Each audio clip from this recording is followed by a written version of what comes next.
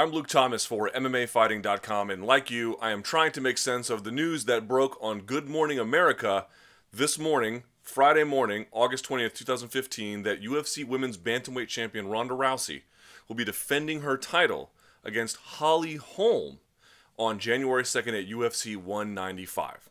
The issue here is why Holm got the nod. Not that she was undeserving necessarily, but something a little bit more specific. At the last UFC on Fox event, Miesha Tate was promised publicly by UFC President Dana White after she got past Jessica Eye that she was next in line for Ronda Rousey. Ronda Rousey, UFC 190, getting past Betch Kohea. That was basically the setup on what everyone had thought was going to be the next chapter in both of those fighters' careers. Now, we all know that Tate had already fought Rousey twice, so there's a bit of history there, maybe a little bit too much history, but casual interest was high in Tate. Casual interest, of course, is extremely high in Ronda Rousey. There were a lot of reasons to make that fight, and again, it was publicly promised.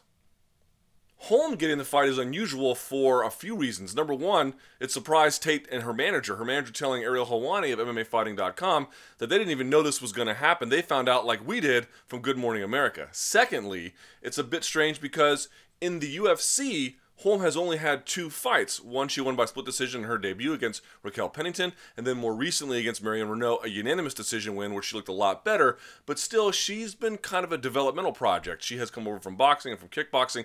Now she's technically been fighting longer in MMA than Ronda Rousey, but nevertheless still trying to figure things out, and you can see the incremental progress, but it just seemed like she needed, to some observers, to maybe get a little bit more seasoning.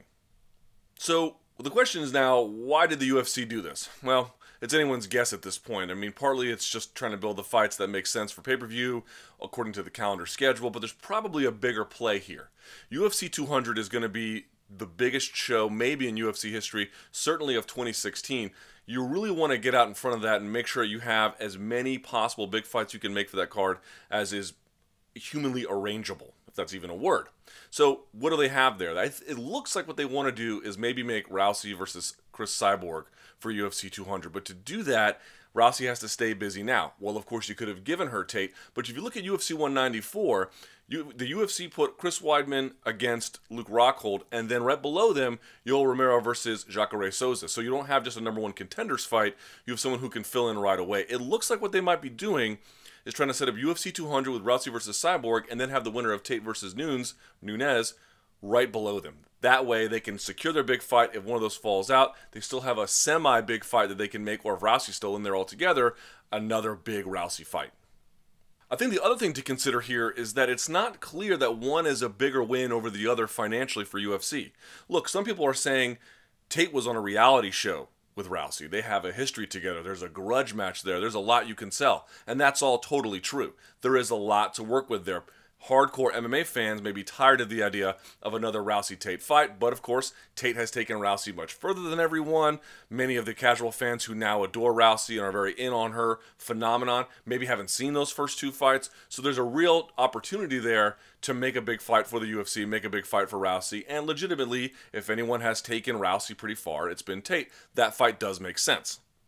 And sure, the arguments about Holm also stand that yes, she's had two fights in the UFC, and yes, maybe one was close, and she's getting better, and maybe she's not quite ready yet. But the fact of the matter is, while also a grudge match, no one really knew who Betch Kohea was. Part of the genius of what had happened there was A, Rousey's a huge star, but B, and yes, there was a grudge match, but more importantly, it was that they were able to sell her resume. Remember, they had sold her as undefeated Brazilian and had many of these wins by TKO or stoppage, and that she had incredible power. Whether or not those things were actually true, they did work from a salesmanship angle. If you can do that with Betch Kohea, it stands to reason you can do that with Holm, arguably the best striker in the division, arguably the best striker maybe in the UFC in terms of the resume she has from competitive striking. Maybe that's an issue of her matriculating and bringing those skills over, but the point being is there's a real easy resume to sell there. The best women's fighter alive versus the best boxer in MMA, certainly the best boxer in women's MMA, and those two colliding in the normal weight class.